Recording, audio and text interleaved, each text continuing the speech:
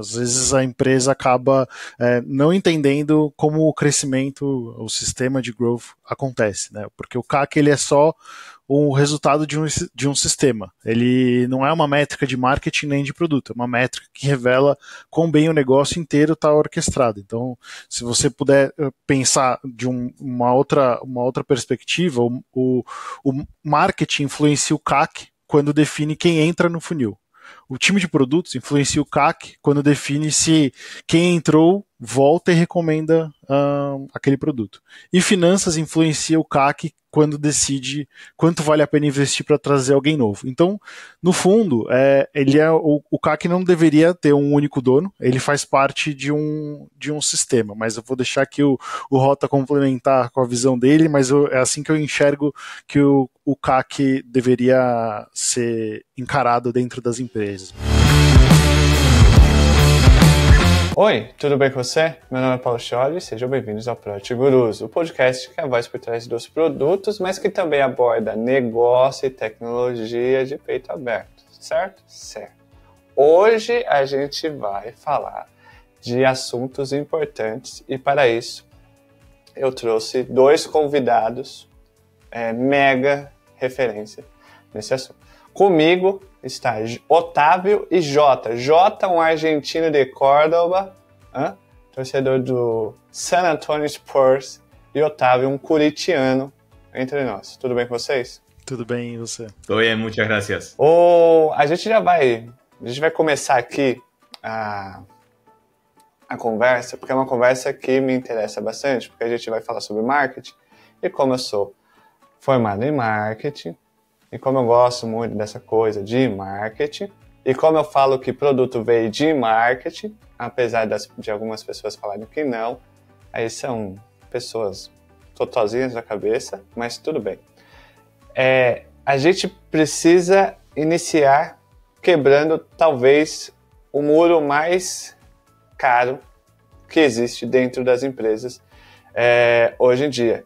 Aquela que separa produto e marketing.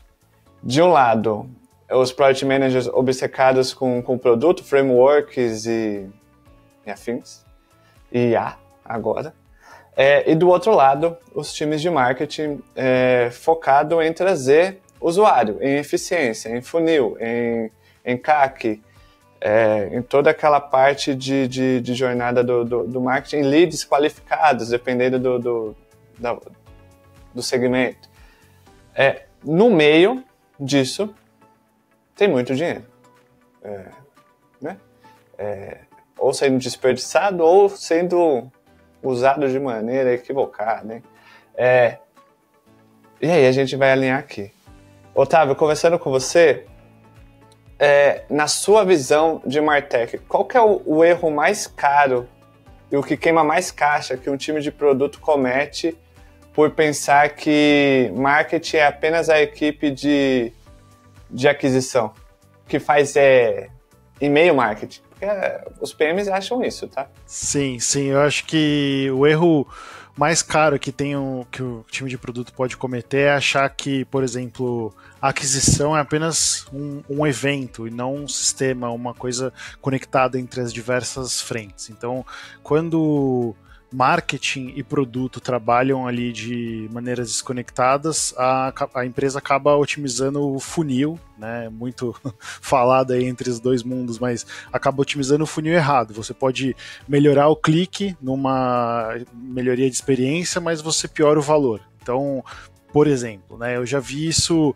acontecer inúmeras vezes. Um time de produto que decide, por exemplo, simplificar a experiência de onboarding para aumentar a conversão, tira algumas perguntas, reduz etapas e tudo mais. A taxa de interação ali aumenta, o dashboard fica lindo, mas depois de, 60 dias, o cohort desaba, né? Então, o que acontece? Entrou muito volume de clientes, mas sem valor. Então, você acabou melhorando ali a experiência inicial de onboarding, com o objetivo de acelerar métricas de produto, mas o usuário que chegou não necessariamente foi o usuário de maior valor, né? Isso eu já vi acontecer em diversas empresas e interfaces ali com interações com produto e marketing. Isso é algo algo que acontece muito, essa dinâmica, né? Eu, particularmente, antes de a gente jogar aqui pro Jota, eu particularmente, como PM, eu gosto de trabalhar com aquisição.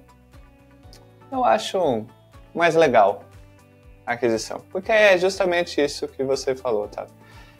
O trabalho de um PM de aquisição, e aí eu entendo, mas eu vou ser bem simplista aqui, é tirar as fricções de entrada. Ponto.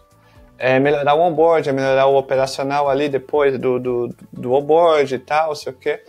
Só que eu aprendi em uma das minhas experiências o quão importante é o pessoal de growth e o pessoal de marketing na aquisição. Não adianta eu ter uma jornada lean, sem fricção, bonitinha e tal, se eu não tenho, que nem você falou, pessoas qualificadas vindo, né? Para essa minha jornada bem feita. Tem um ponto que aí eu quero ver com você, Otávio, antes da gente passar pro Jota, que é como que você vê que os PMs podem ajudar ou o marketing pode ajudar nessa construção de uma aquisição mais eficiente de clientes. Porque, assim, eu acho muito louco a gente falar assim, não, mas que é assim, né, que acontece. Que é, mas vendas também vende para qualquer um. Marketing também joga lá faz lá coloca R$1.000 no Google Optimize lá e vem gente de tudo. Sendo que poderia ser um trabalho em conjunto, né? E como que funcionaria isso, Otávio? Antes do Jota também entrar nessa conversa. Perfeito. Eu acho que isso vai muito em linha até com o que você começou comentando de produto e marketing, produto sai do marketing. As duas áreas são áreas que são metades do mesmo sistema de crescimento, ali, né? Do mesmo sistema de growth. Então as duas áreas têm que estar muito conectadas, olhando o growth loop inteiro. Então, quando uma empresa olha ali campanhas conectadas com os times de produtos, constrói isso, você cria uma experiência onde cada ação do usuário alimenta esse sistema de aquisição e retenção, né? Então você tem vários data points ali de produtos que alimentam as estratégias de aquisição, então você começa a ter o marketing e o time de produtos trabalhando mais juntos, e isso acaba gerando ali uma dinâmica de growth loop, né, que você tem conectando ações de aquisição com a experiência do produto, a experiência de uso do cliente, e você começa a otimizar as campanhas a partir disso. Então, um exemplo bem simplificado aqui para aquisição, é isso que eu acredito que funciona. Eu já vi em outros locais, em outras empresas, esse modelo onde a gente realmente começa a capturar os dados de produto para otimizar campanhas de marketing. Então, você começa a ter os dois times trabalhando juntos, entendendo como melhorar a experiência, como melhorar a eficiência do funil como um todo. Eu acho que esse é o principal aprendizado, assim, não colocar essas áreas como silos, e sim um time que pode trabalhar em conjunto, né? Então, eu vejo, quando a gente olha muito para o marketing, que o marketing ele pode ser não só uma área que faz os investimentos, as iniciativas ali de aquisição, mas o marketing também pode ajudar na aceleração do ciclo de aprendizado, né? Que é muito importante para o time de produto. Então, eu acho que esse papel do time de produto que visa melhorar aprendizado sobre determinados customer problems que possam existir, isso conectado com a possibilidade do marketing acelerar esse ciclo, acho que é aí que a gente consegue gerar mais valor nessa dinâmica entre marketing e produtos. Ô Jota, trazendo a visão de dados para a mesa, quando essa desconexão entre produto e aquisição acontece, os dados gritam, né? Porque aí existe um descompasso muito grande, tanto no topo do funil como no final, né? E aí cria-se uma percepção de que o funil está furado. Qual é a primeira métrica, o primeiro sinal de fumaça no dashboard que indica que o perfil de usuário que o marketing está trazendo não encaixa com o que o produto oferece? Yo creo que hay dos maneras, me parece, de responder esto. Una es como lo que creo que todos sabemos, los que siguen tu comunidad. Creo que lo más importante es que hay métricas que en algún punto son iguales. Digo, los equipos de marketing, los equipos de adquisición persiguen el costo de adquisición. Los equipos de producto también están viendo su costo de adquisición. Creo que las señales que componen el costo de adquisición de una versus el costo de adquisición de la otra muchas veces no son las mismas. Entonces, creo que la primer gran alerta que se dispara, creo que no sucede en los dashboards, creo que sucede más cuando a ambos equipos, incluso un equipo de data, hasta incluso a un equipo de tecnología, se le pregunta cuál es la métrica con la que están midiendo el éxito de sus iniciativas. Y cuando hay una respuesta muy dispersa, muy distinta, uno sigue costo de adquisición de meta, el otro sigue churn en su funnel, el otro sigue estabilidad de la app, creo que ahí es donde es la primer gran señal de alerta, donde es clave que cada equipo siga su métrica norte, pero no la puede seguir separada o ajena de las métricas que componen el resto. Digo, poniendo un ejemplo en concreto, si un equipo de producto empieza a identificar que tiene en su feature principal un churn o una caída, un drop-off muy alto en un paso al otro, creo que esa es una gran primera alerta que cualquier persona que trabaja en producto podría llegar a tener. Ahora, ese churn puede estar, o ese drop-off puede estar dado por un montón de circunstancias. Una puede ser la calidad del tráfico que está llegando, o sea, tiene que ver con los canales. La otra puede tener que ver con el uptime de la app. Digo, cuando una aplicación quizás en un paso demora más tiempo de lo que tiene que demorar, o se cae o suceden cosas, no es solamente una responsabilidad de la calidad del tráfico, sino que tiene que ver con la tecnología. Entonces, creo que de alguna manera los dashboards son el reflejo de una conversación que quizás no está sucediendo, que tiene que ver con cómo vamos a medir el éxito de esta nueva funcionalidad que tenemos como producto, y que al momento de una review, ya sea de IT, de producto, de marketing, de experiencia del cliente, empiece de abajo hacia arriba. ¿Cuál es la métrica del negocio? ¿Cuánto es el lifetime value de este cliente? ¿Cuánto es el revenue que este cliente nos deja? ¿Cuánto es el ticket promedio que este cliente nos deja? Porque eso es lo que impacta directamente en el negocio. De ahí hacia arriba, cada equipo tendrá pequeñas señales que compondrán la historia que refleje ese lifetime value, ese revenue, ese drop-off. Entonces, yo creo que hay que ir de abajo hacia arriba y luego sí, cada uno de los teams tendrá señales que componen a esa historia de ese cliente y lo que sucedió con ese cliente, y que está muy bien que marketing mire el costo de adquisición de Meta, de Google, de TikTok, que IT mire el uptime, pero en algún momento eso tiene que mergear y responder una única pregunta. Por ejemplo, que es la pregunta: ¿por qué no adquirimos los clientes que queríamos? ¿Por qué el ticket promedio no es el que queremos? Y ahí es donde se tiene que dar la discusión entre todas las áreas para que cada uno haga una micro revisión de sus métricas, pero para responder una pregunta concreta. Y un punto más que creo que es relevante, y me parece relevante en esta era de AI que estamos atravesando, es que los datos y los dashboards y las herramientas, creo que en algún momento tantas herramientas que cada equipo tenía contribuyeron mucho a tener una visión muy separada. Producto mira Amplitude o alguna otra herramienta, alguna Data Product Analytics, marketing mira las medias y alguna herramienta de Mobile Attribution. Creo que de alguna manera mismo el stack hoy permite gran cantidad de integraciones unas con otras para poder empezar a responder esas preguntas cruciales que son cross equipo y que hablan de un único cliente y no de muchos equipos o personas que trabajan ahí. Esse é um ponto interessante que a gente precisa abordar. Que a gente vai precisar falar aqui de uma coisa que, quando a gente começa a falar sobre essa questão de funil e tentar identificar qual que é o seu cliente ideal, a gente vai se esbarrar no lance de persona. a persona, enfim, qual é o ICP, essas coisas, bonitinho. Ô Jota, a minha pergunta é, como que a gente inclui isso no dia a dia do time de produto?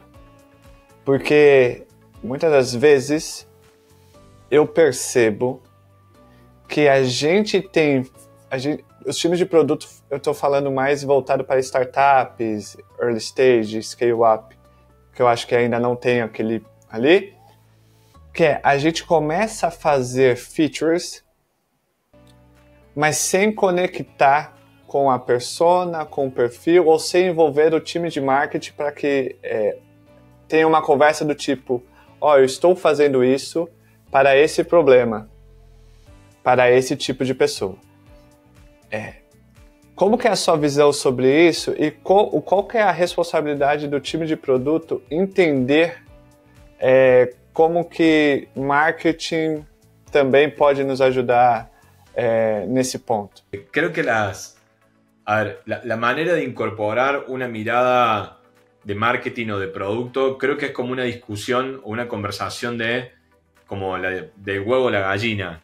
Es producto quien debe ir a preguntar a marketing, es marketing quien debe ir a informar a producto, y creo que ese estado nos ha llevado a muchos años de no conversación, donde de alguna manera la mirada de equipos de producto es, porque lo he escuchado, el producto se vende por sí solo si es bueno, o se vende por su propia cuenta si es bueno, y equipos de marketing que dicen, si yo no incorporo audiencia a este producto, nadie va a comprar. Creo que las dos miradas son las correctas. Hay que traer la gente más calificada a resolver su problema con ese producto, con esa feature, y producto debe buscar la manera de evolucionar rápidamente para entender cuál es la mejor experiencia y cuál es ese mejor producto, esa mejor feature para esa audiencia. Pero por sobre todo eso, creo que hay una pregunta que vos, Paulo, la mencionaste muy bien o dijiste una keyword que para mí es sumamente relevante, que es el problema que queremos resolver de ese cliente. Y cuando nosotros tenemos muy claro cuál es el problema que queremos resolver de ese cliente, o al menos tenemos una gran primer expectativa o conocimiento de cuál es el problema que queremos resolver de ese cliente, podamos empezar a ir de atrás hacia adelante, como solemos decir, ¿no? O sea, tengo muy claro cuál es el problema que Otavio quiere resolver en su día a día. Bueno, voy a construir algo que permita que Otavio resuelva ese problema. Voy a probar traer a aquellos Otavios o más parecidos a los Otavios que haya para que prueben el producto, aprender a iterar, y eso me debería dar los insights suficientes como para empezar a construir cómo debo empezar o dónde está Otavio viviendo este problema y dónde tengo que ir a adquirirlo. Porque también está la otra mirada de que cualquier canal de adquisición es para cualquier feature o para cualquier producto, y la realidad es que tampoco es esa. Como tampoco cualquier producto le resuelve la vida a todas las personas. Hay como definiciones muy concretas de esa feature, de ese producto que va a resolver un pain inicial. Entonces creo que el problema o la definición del problema con muchísima precisión, y esto excede adquisición, excede retención, excede tecnología, producto marketing, tiene que ver con algo. Creo que no hace falta ser técnico, no hace falta tener grandes habilidades para que todos puedan romperse la cabeza en definir el problema. Creo que todo parte muy bien de ahí. Y luego encontrar cómo vamos a medir si tenemos progreso o no en la resolución de este problema. Que ahí es donde vienen los data points. ¿Cómo vamos a medir el producto? ¿Qué vamos a taggear? ¿Qué no? Y eso me lleva a la conexión anterior. ¿Cómo voy a optimizar mis campañas? ¿O qué señales le voy a brindar a mis campañas desde el producto? Y ahí es donde empieza un poco esta pregunta de quién le da información a quién o quién es el dueño de qué. Un buen tagueo acordado con marketing debería proveer la cantidad de señales suficientes en esto que conocemos como signal engineering para que este growth loops entre adquisición, retención y demás sea cada vez más robusto. Donde seguramente al principio lo traeremos, digamos, si hablamos de startups o compañías, al principio no traeremos la gente más calificada, pero sí iremos nutriendo de señales necesarias para poder optimizar ese camino. Esa es la mirada de señales que creo que excede las áreas. Si nos ponemos en problemas y señales, creo que unificamos la conversação entre marketing, produto, data, IT, etc. E também tem uma dica, assim, quem sou eu para dar dicas de marketing, não? E de growth. Eu não sou ninguém. Mas, você que está ouvindo e assistindo esse episódio, tem uma dica que é o Inclap. Empresas que usam o Inclap estão em um ou outro patamar. Né? Porque entendem que o que é ter um time de marketing estratégico, um time de produto estratégico, que é uma aquisição de forma sustentável e escalável.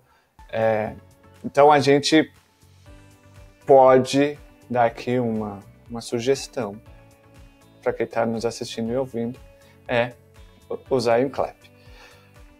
Outro ponto que aqui, porque a gente faz polêmicas em português e em espanhol, porque somos um podcast internacional, porque é isso, somos. CAC, o assunto interminável que é o CAC. O financeiro gosta muito de falar de CAC, como também gosta de falar de LTV. O pessoal de marketing gosta também de falar de CAC.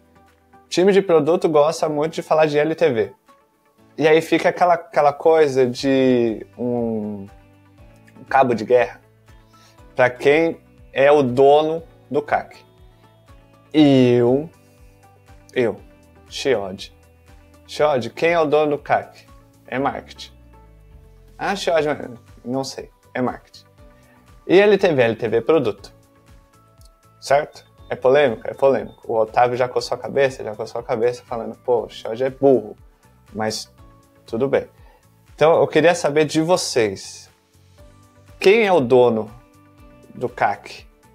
E como que esse tipo de discussão nas empresas tira o foco do real propósito, objetivo e problema a ser resolvido pelos times, galerinha? Eu posso começar da minha visão, Rota complementa, mas eu acho que essa é uma pergunta que é quase uma armadilha, porque quando você tenta descobrir quem é o dono do CAC, às vezes a empresa acaba não entendendo como o crescimento, o sistema de growth acontece, né? Porque o CAC ele é só o resultado de um sistema. Ele não é uma métrica de marketing nem de produto, é uma métrica que revela quão bem o negócio inteiro está orquestrado. Então, se você puder pensar de uma outra perspectiva, o marketing influencia o CAC quando define quem entra no funil. O time de produtos influencia o CAC quando define se quem entrou volta e recomenda aquele produto. E finanças influencia o CAC quando decide quanto vale a pena investir para trazer alguém novo. Então, no fundo, o CAC não deveria ter um único dono, ele faz parte de um sistema, mas eu vou deixar aqui o Rota complementar com a visão dele, mas é assim que eu enxergo que o CAC deveria ser encarado dentro das empresas, muito mais como consequência de um sistema que pode ser influenciado aí por esses pilares, mais do que um dono único do CAC. Simplemente como para complementar la mirada de Otavio, yo coincido que, primero una cosa antes, aquí en Argentina por ahí tenemos un dicho de que, que a las cosas hay que asignarle un dueño, un responsable para que sucedan. Si no querés que sucedan, asignarle una comisión. O sea, es como si vos... algo debe ser de uno, no de muchos, sino parece que no es de nadie. Yo creo que esa regla aplica en muchísimas cosas, en las métricas del negocio o en los negocios con los que trabajamos habitualmente en WinClap, acompañándolos en su transformación de growth. Creo que cambia drásticamente cuando quizás dejamos de hablar únicamente de marketing y empezamos a hablar de crecimiento.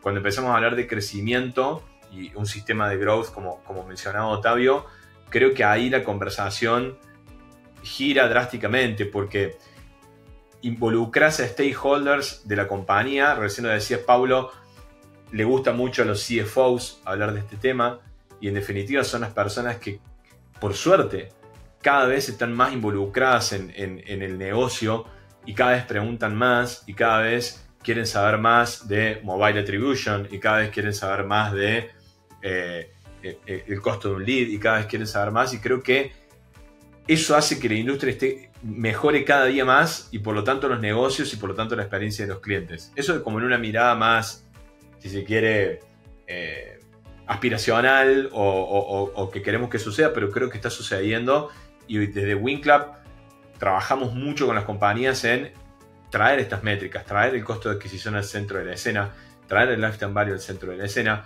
porque, retomando lo que decía anteriormente, para que una compañía crezca, no puede crecer únicamente si hay una sola área tirando el carro, como decimos en Argentina, ¿no? Queriendo mover el negocio. Marketing solo no va a poder mover el negocio. Producto solo no va a poder mover el negocio.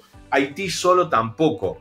Entonces, aquí creo que la regla no aplica a la que decía al principio, porque como decía al principio, hay señales de las cuales cada una de estas áreas es responsable y que nutren a la métrica del CAC y que nutren a la métrica del Lifetime Value. Y que si alguna de esas áreas no está alineada con la visión general de qué palanca, como decimos aquí también, es la que más va a cambiar el CAC o más va a mover el Lifetime Value en este momento para el negocio, va a ser muy difícil que algo mejore.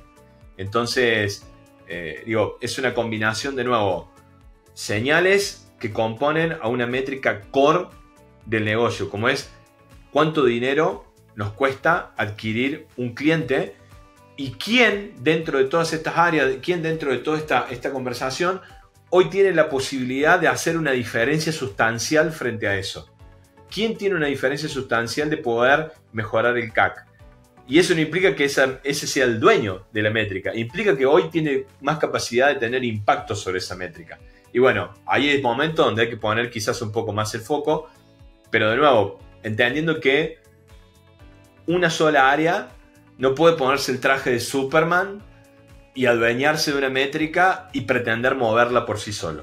E até complementando esse ponto do Rota, assim, quando você acaba separando essas responsabilidades, você fica criando ali uma disputa de narrativas internas e não uma gestão de crescimento. Então o marketing começa a falar, o meu tráfego é bom, mas o produto não retém. Ou o time de produtos fala, a culpa é o lead ruim. E no fim ninguém melhora o sistema, né?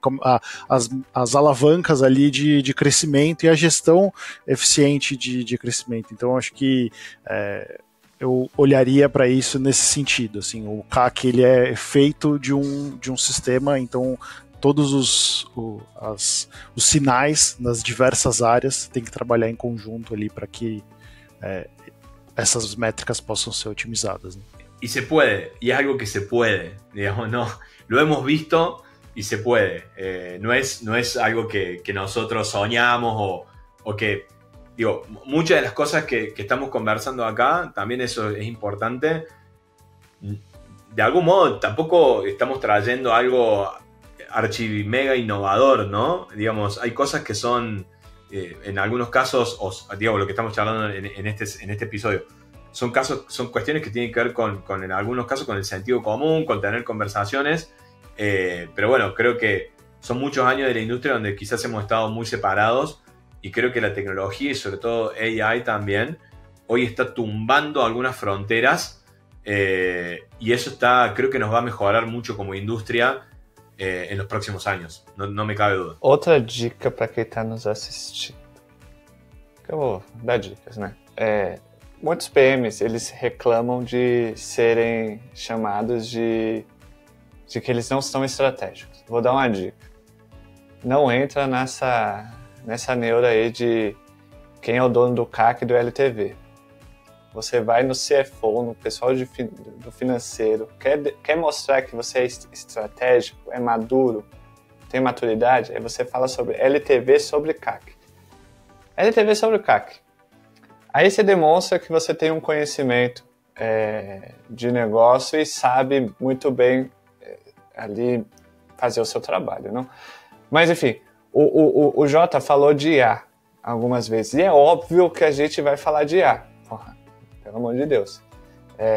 Falar de IA e de Corinthians é meio que obrigação aqui. Então, depois da gente definir essas coisas básicas, que nem o Jota pensou, não, quer ser isso comum, né? Entender o problema, etc. A gente vive uma revolução, né? Muitos pessoal de fora fala que a gente vive uma revolução, uma nova revolução, que é da inteligência artificial.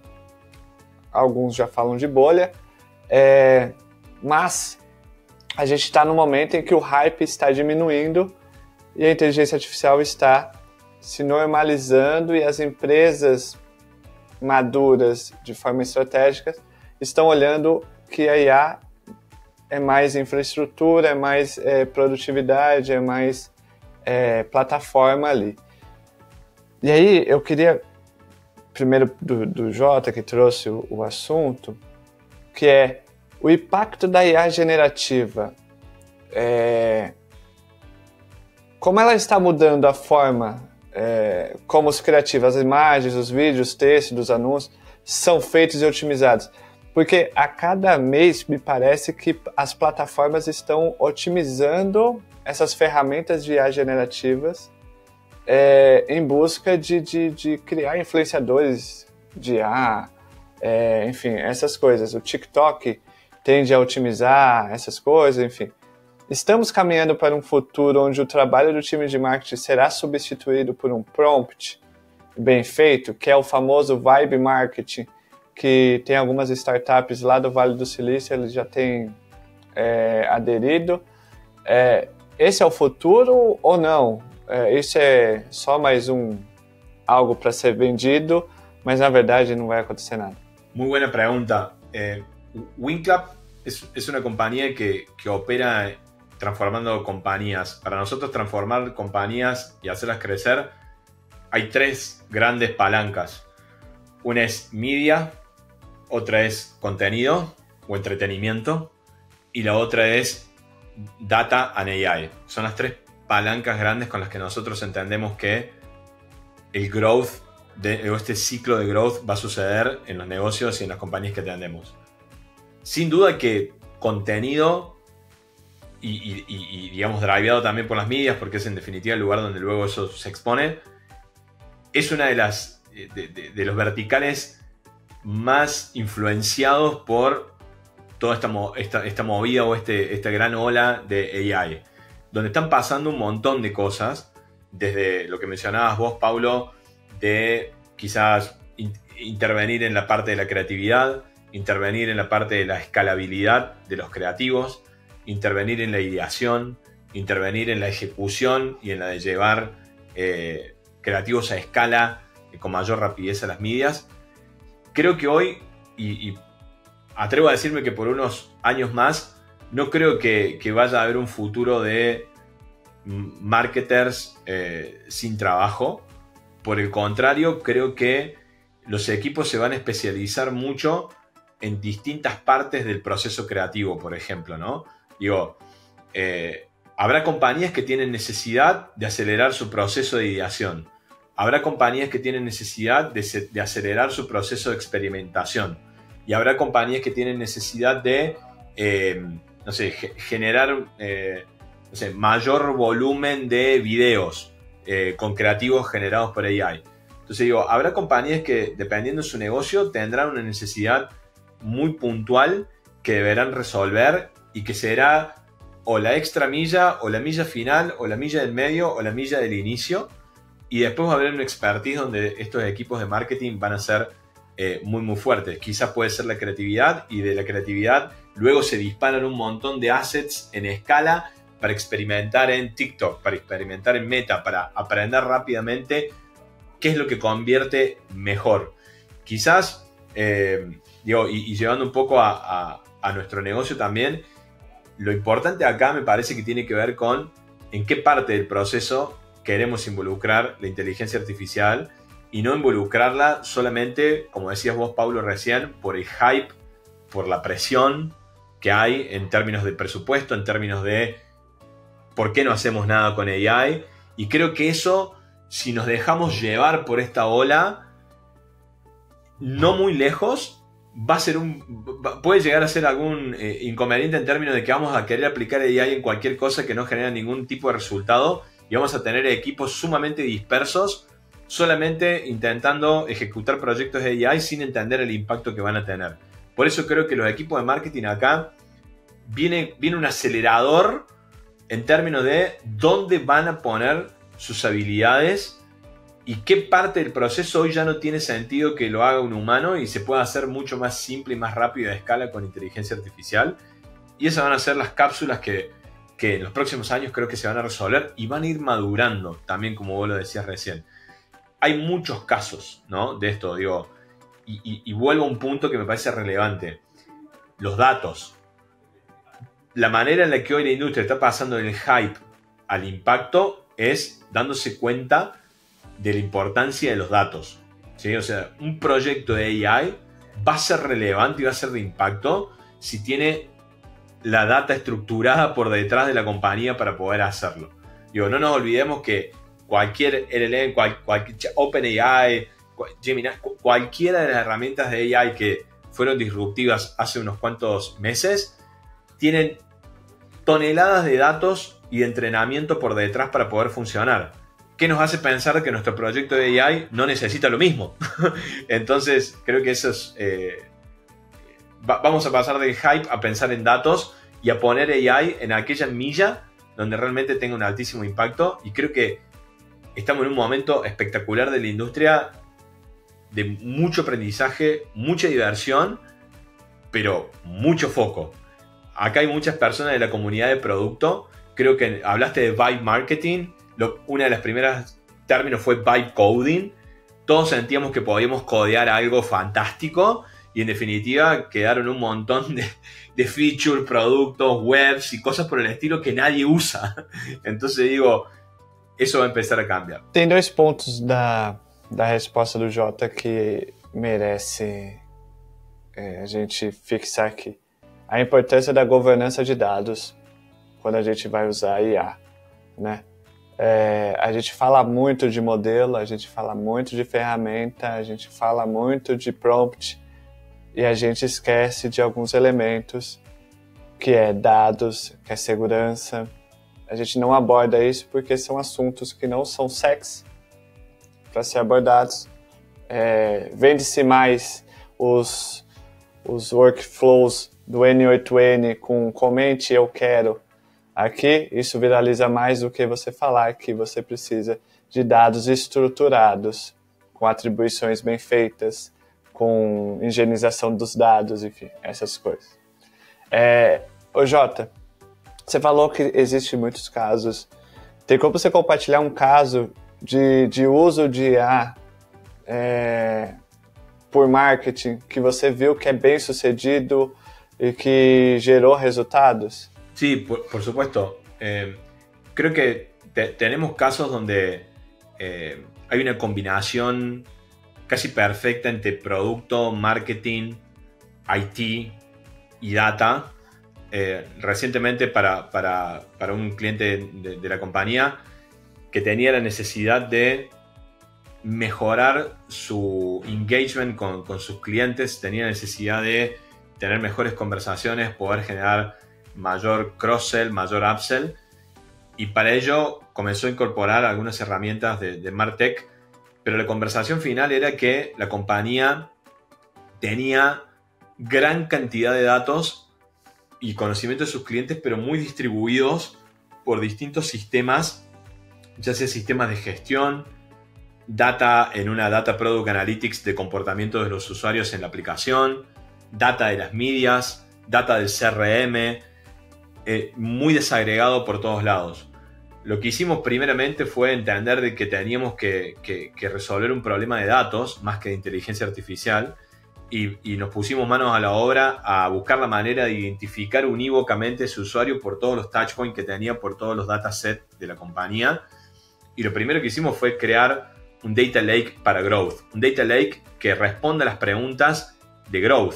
Y cuando hablo de responder las preguntas de Growth, son preguntas que se puede hacer el marketer, que se puede hacer la persona de producto, que se puede hacer la persona de IT.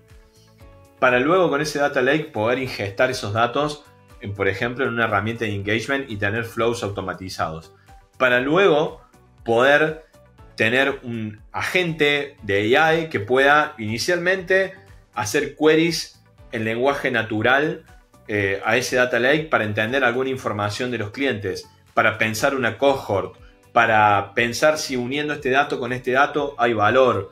Creo que ese es un ejemplo. Bueno, tenemos, digamos, un montón. Hemos trabajado con modelos, por ejemplo, que hablábamos hace un rato de lifetime value, hemos trabajado con modelos de churn predictivo, hemos trabajado con modelos de sensibilidad de descuentos para poder brindar eficiencia en el otorgamiento de descuentos en compañías muy grandes, budget de descuento que son enormes, con un altísimo impacto en el negocio.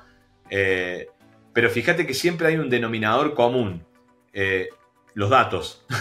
Orquestar y ordenar los datos para quizás en alguna milla del viaje involucrar AI.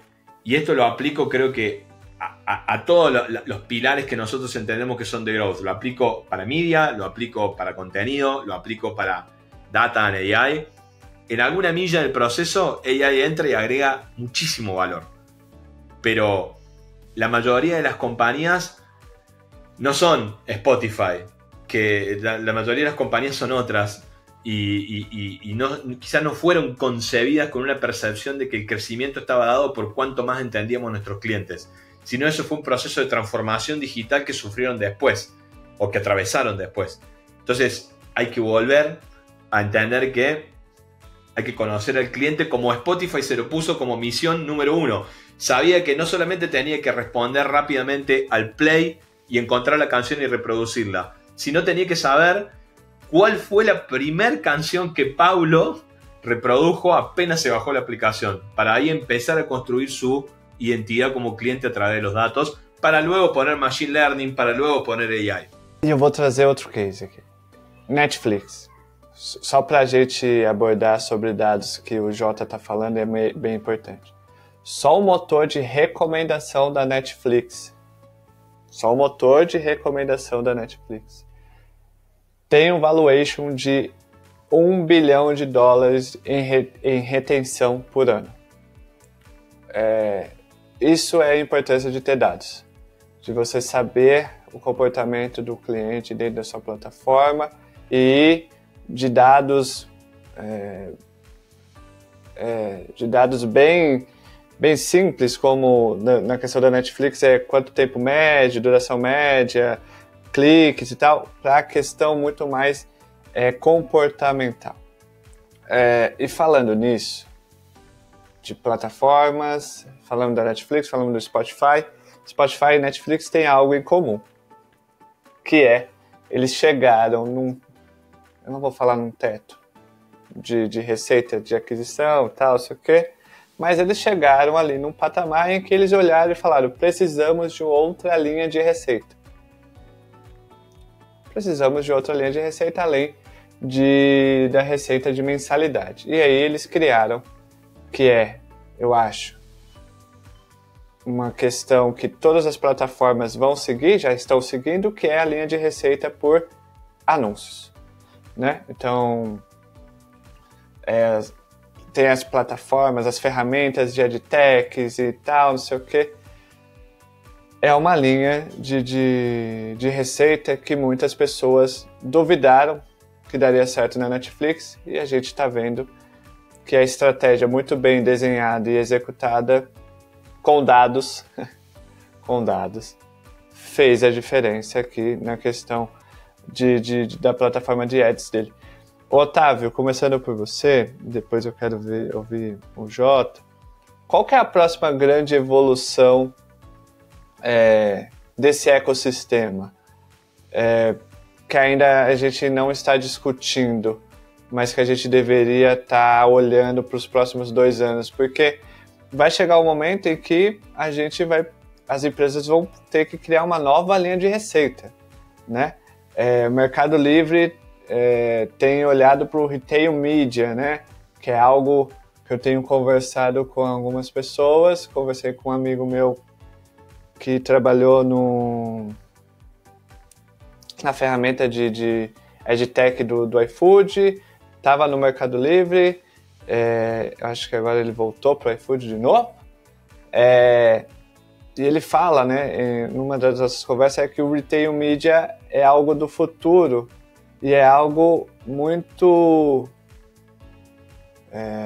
financeiramente bom para a empresa que faz, porque você tá vendo, porque você entrega para as empresas, as marcas, clientes qualificados, né? Então, quando eu vou lá anunciar no Mercado Livre, aquele cliente é qualificado, né, pro meu produto, muitas das vezes, né? Então, eu estou pagando para ter um cliente. É a revolução? É o Retail Media, é plataforma virando essa ferramenta de venda de anúncio? Qual que é a revolução nos próximos anos, Otávio? Essa é boa e difícil, porque é difícil prever ali o futuro, mas eu acho que assim, olhando um pouco esse cenário e até conectando com alguns desses pontos que o Rota trouxe, acho que o que mais a gente pode definir ali como uma revolução tecnológica é uma convergência entre esses diversos canais e o entendimento maior de todos os data points dependente da ferramenta, né? Então você vê ali cada vez mais as ferramentas de MarTech que estão olhando para a experiência do cliente, ou automação de processos, conectando com as tecnologias de advertising, então ferramentas que têm gerenciamento de budget, controle de mídia, tudo isso unificado dentro desse ecossistema, com AI, uma camada de AI ali, mas acho que o final, quando a gente começa a ter esses diversos pontos de dados dentro da operação, a gente acaba entrando ali numa outra era de growth preditivo. A gente começa a olhar não só para o clique, começa a tentar identificar um pouco o valor futuro desse usuário, porque agora você tem uma arquitetura, né, completamente diferente de campanhas que saem de um modelo simples de campanha para sistemas mais autônomos de aprendizado, de métricas, com modelos preditivos de valor, e você quebra ali alguns silos dentro das organizações, orientando todos esses times para essa lógica de crescimento. Então acho que esse, no meu entendimento, está aí como uma grande revolução, juntando um pouco essas inovações de AI que a gente tem visto aí surgindo cada vez, um modelo novo, uma ferramenta nova, mas eu acho que o principal aqui é como é que a gente consegue coletar muito mais informações, muito mais data points granulares sobre a experiência, sobre o uso, para tentar prever ações e criar iniciativas mais relevantes. E acho que isso leva principalmente aos times de produto e de marketing a conseguirem aprender muito mais rápido com os dados, né? Então acho que esse se fosse falar aqui de inovações que vem aí, eu acho que esse seria a próxima fronteira, a gente começar a olhar muito mais para isso, tirar esses silos, que é um pouco do que a gente veio discutindo aqui ao longo dessa conversa, mas usar esses data points para começar a ter uma visão mais preditiva do crescimento, né? E ali você cria toda uma arquitetura permitindo que se você tenha dados mais conectados do seu CRM, do seu CDP, da sua ferramenta de BI, do seu MMP, etc., para você conseguir fazer toda uma orquestração inteligente dessa jornada com AI. Então acho que essa é um pouco a minha visão sobre isso, em termos de uma nova revolução aí. Eu acho que é a gente começar a conectar mais essas ferramentas, porque elas ainda têm ali as suas soluções de AI em cada uma delas, as soluções de MarTech, as soluções de gerenciamento de ads, mas acho que quando a gente começa a conectar esses dois universos, você começa a ter muito mais data points para criar mais inteligência para o negócio e usar AI para cada vez mais levar para melhores experiências, criando todo um motor ali para você conseguir realmente mover o ponteiro nas suas iniciativas de produto e de marketing. Então essa é um pouco a minha visão dentro desse modelo. Assim. Então acho que o verdadeiro futuro de growth, juntando marketing e produtos, é muito menos sobre mídia, CAC e mais sobre a mecânica de valor aqui, como é que a gente cria toda essa mecânica com os diversos pontos de dados e consegue realmente entregar valor para o cliente, que vai retornar para sua base, vai ter toda uma experiência relevante, como acontece aí com Netflix e Spotify, que a gente deu aqui alguns exemplos, que eles começam traqueando a experiência lá no início do sua primeira interação e criam experiências únicas que fazem você voltar toda hora. Então acho que esse é um pouco o que eu vejo aí como uma revolução, vou colocar assim, né, de realmente conectar isso. Outra pergunta para você, Otávio, que é, dado essa evolução, basicamente a gente está falando de um growth loop, né? Acho que agora com ferramentas como a Inclap, as empresas conseguem entender a importância disso, porque por onde eu passei é muito... Você que está ouvindo e assistindo a gente, em nenhuma empresa que eu passei, ninguém abordou sobre growth loop. Né, sobre o famoso volante, né? Criar ali cada ação gera uma reação que vai fazendo com que o cliente, cada ação do cliente dentro da plataforma gera um trigger de comunicação que joga o cliente para fazer uma nova ação, e assim você tem um loop ali do cliente dentro da ferramenta. Olhando agora para a questão de eficiência, como que a IA ajuda os times de growth e de marketing? E aqui a gente pode também abordar como que a Inclap pode ajudar também na questão da eficiência. Porque, que nem o Jota falou, existe uma pressão para usar IA, e essa pressão ela se passa muito pela eficiência, né? Venderam-se a IA como uma ferramenta de aumentar a produtividade, diminuir o custo, então você tem uma maior eficiência ali, então você faz mais com menos. Como que isso se conecta nos times de growth e marketing, dado que,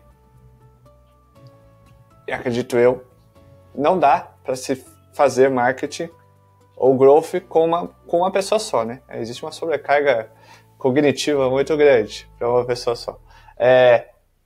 ¿Cómo que eso funciona? Bueno, intento responderlo. Es una pregunta que tiene múltiples respuestas.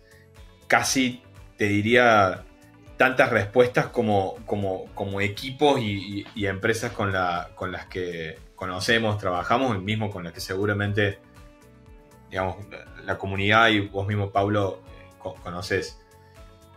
Creo que hoy, volviendo a las raíces, como solemos decir, incorporar AI no es una opción. Realmente no es una opción. En ninguno de nuestras conversaciones, por más que ponemos muy al frente los datos, estamos en contra de incorporar AI. Hoy no es una opción, es un must. Creo que lo que hay que encontrar, o las preguntas que responder, es ¿dónde hoy la operación duele? O sea, ¿dónde hoy la operación se queja? ¿Dónde hoy la operación sufre? Porque ahí suelen estar los primeros quick wins donde se puede incorporar AI rápidamente y tener un impacto. Poniendo ejemplos quizás más concretos que tienen que ver, por ejemplo, con equipos de media. Una operación de una compañía global donde tiene que regionalizar sus contenidos, donde tiene que ser muy específica con el lenguaje, donde tiene que ser muy específica con, por ejemplo, no sé, las palabras o los modismos o los lunfardos que utiliza para tener un mayor nivel de engagement, en una operación que quizás la compañía no tiene sentido que tenga equipos de Pay Me y abocados en cada una de esas regiones, hoy puede ser un gran dolor para la adquisición de usuarios, porque quizás esa falta de regionalización y personalización está afectando la conversión de la adquisición, y es algo que rápidamente se puede resolver con AI y hace prescindir de una operación con personas sentadas en cada uno de los países y poder gestionar mejor un proceso, por ejemplo, de hiperpersonalización en anuncios. Una compañía que quizás necesita un volumen muy alto de creativos para poder hacer más eficientes sus costos de adquisición, también lo puede resolver muy fácil con AI. Un equipo de tecnología que hoy tiene procesos de despliegue muy lentos por QA o por un montón de cosas, lo puede resolver con AI. Con lo cual digo, ¿por dónde es un más y no se puede no incorporar? ¿Por dónde comenzar? Creo que a cada persona que le preguntes va a tener una respuesta diferente. Creo que una manera de comenzar muy rápidamente es ¿dónde duele la operación? Creo que esa es una gran pregunta. ¿Dónde hoy duele la operación? Y ahí es donde empiezan a aparecer este tipo de cosas. Y, no sé, paso mucho tiempo armando un reporte. Paso mucho tiempo mandando estos correos. Paso mucho tiempo haciendo tal o cual tarea. Creo que ese es el quick win más rápido que nos puede traer hoy la AI. Después, en Insights, creo que la gestión de Insights que se puede realizar también es muy interesante. Pero acá me surgen dos puntos. Uno, lo repito, que tiene que ver con no se va a poder hacer ninguno de esos pequeños casos de uso que mencioné si no tenemos los datos. Y creo que el otro punto relevante a tener en cuenta es qué van a hacer los equipos cuando se libere ese tiempo libre. Que me parece una gran pregunta. Digo, cuando un equipo hoy disminuye dentro de su carga operativa, o una persona disminuye dentro de su carga operativa 2 horas de su día a día, o 1 hora o media hora, al cabo de un mes son 30 horas. Si disminuye 1 por día, son 24 horas. Es un día, es mucho tiempo. Entonces digo, bueno, ¿qué tenés planificado hacer en esa hora que ganaste de tiempo operativo? Y creo que ahí es donde sale lo mejor como seres humanos de encontrar dónde podamos contribuir más. Pero digo, esa es la forma en la que se me ocurre, Paulo, de responderte esta pregunta así. Y creo que, de nuevo, hay tantas respuestas como personas a las cuales se les pregunte. Pero un buen kickoff es dónde duele, dónde molesta, dónde está la piedra en el zapato de la operación. Puede ser algo que habilite el uso de AI y la incorporação de AI com sentido, com propósito e com impacto. Uma aula, não?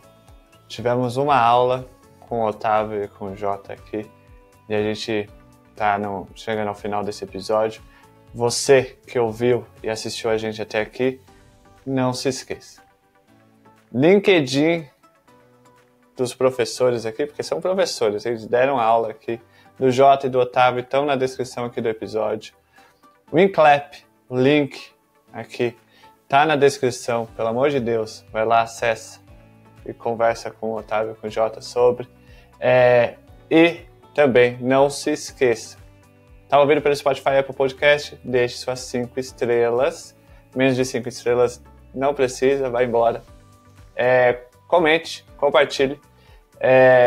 E tá assistindo a gente pelo YouTube, se inscreva, comente, compartilhe, essas coisas todas. E é isso. Jota, muito obrigado pelo seu tempo.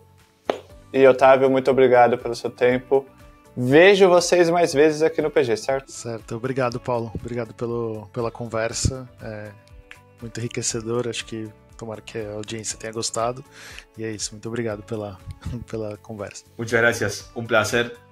Abraço grande a todos. Muitas graças também, Jota. Ô, Jota, uma pergunta aqui só pra gente finalizar. Se eu for pra Córdoba um dia, você vai me levar pra comer uma carne típica argentina? Churrasco? E a gente assiste San Antonio Spurs tomando uma breja, uma Quilmes. Muchos lugares. Cuando vengas, buscame, pero se me ocurre un lugar, Los Arosa, donde se puede comer buena carne y tomar ricos vinos y buena cerveza. É isso. está gravado, então se está gravado, eu vou usar isso contra o Jota, que quando eu for para Córdoba, ele vai pagar um churrasco e um bom vinho para mim. Está grabado e vai suceder. Beijos, tchau, fui.